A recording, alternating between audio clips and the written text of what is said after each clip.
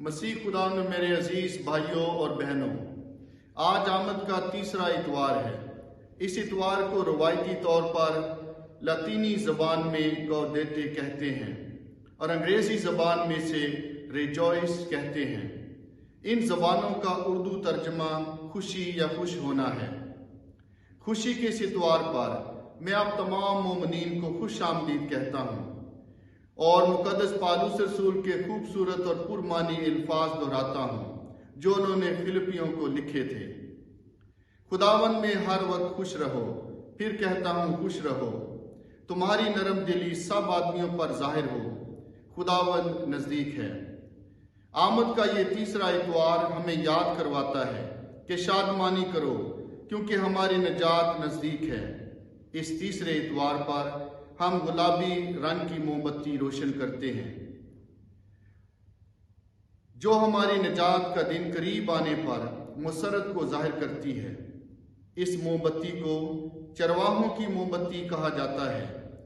इस इतवार पर काहिन गुलाबी रंग का लिबास पहनता है।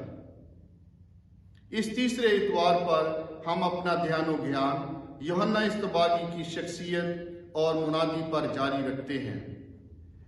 आज की पहली तिलावत में इशाया नबी शायराना अंदाज में बनी इसराइल कौम की असीरी से रहाई, यरूशलेम में दाखिला, वापसी, शादमानी, दुखों और मुसीबतों से निजात की खुशखबरी बयान करते हैं।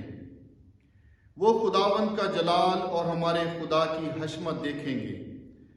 आने वाले मसीहा हमें खुशी, जिंदगी और निजात देगा। मौजज़ात का खुदा रहम फरमाएगा और लोग उसकी तमजीद करेंगे। बियाबान और वीरानों में खुशहाली होगी और जिनका खुदावन ने फिदिया दिया वो लौटेंगे और गीत गाते हुए सहून को आएंगे और अबदी फरहत उनके सिरों पर होगी और वो सरूर और शादमानी पाएंगे और गम और नाला उनके पास से भाग जाएंगे। बनी इसराइल कौम को तसल्ली का पैगाम दिया जाता है जब वो अपनी हैकल, जमीन और सल्तनत को खो जाने पर मायूस और परेशान है। इशाया नबी यकीन दिलाता है कि खुदा ने उनको तर्क नहीं किया बल्कि खुदा उनको घर वापस लाएगा।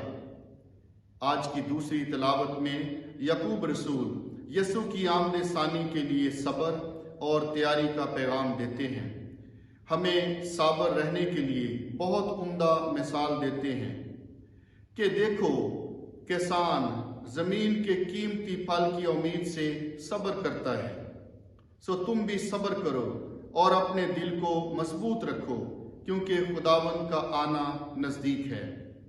हमारे सब्र और ईमान के लिए याकूब रसूल एक और मिसाल पेश करता है कि नबियों के दुख और सब्र हमारे लिए नमूना है। खसूसी तौर पर अयूब नबी के सब्र का हाल। आज के इंजील मुकद्दस में मत्ती रसूल बयान करता है कि यसु मसीह यूहन्ना इस्तबागी की खुदा की बादशाही के लिए तैयारी की तारीफ करते हैं और नबी से बड़े होने का मकाम बख्शते हैं। पिछले इतवार हमने यूहन्ना इस्तबागी और मसीहा के किरदार के बारे में सुना। इस इतवार पर हम सुनते हैं कि यसु का पैगाम यूहन्ना इस्तबागी तक कैद खाना में पहुंचाया जाता है। जब यूहन्ना इस्तबागी के शागिर्दों ने यसु से पूछा कि क्या जो आने वाला है वो तू ही है या हम किसी और की राह देखें, यसु ने जवाब में उनसे कहा, जो कुछ तुम सुनते और देखते हो जाकर यूहन्ना से बयान करना कि अंधे देखते हैं, लंगड़े चलते हैं, कोढ़ी पाक साफ किए जाते हैं और बहरे सुनते हैं और मुर्दे जिंदा किए जाते हैं, मस्कीनों को खुशखबरी दी जाती है और मुबारक है वो जो मेरे सबब से ठोकर ना खाए। यसु के ये जिंदगी बख्श अल्फाज और इशाया नबी की पेशन गोई यूहन्ना इस्तबागी, खुदा की बादशाही और नजात दहिंदा के बारे में पूरी होती है। आज की तिलावतें हमारी मदद करती हैं कि हम अपने निजात के निशानात को समझें। उम्मीद, सब्र, अदलो इंसाफ, ईमान और नजात की रूह से मामूर होकर खौफ और डर को अपनी ज़िंदगी से निकाल फेंकें। जैसा कि खुदा ने ज़िक्रिया काहिन, मुकद्दसा मरियम, मुकद्दस यूसुफ और चरवाहों से कहा, डरो मत, नजात की खुशी मनाओ। खुदा बाप आज हम सबको दावत देता है कि हम भी इस हकीकी खुशी का हिस्सा बने। खुदा आपकी हर किस्म की आमद की तैयारी को बरकत अता फरमाए। आमीन।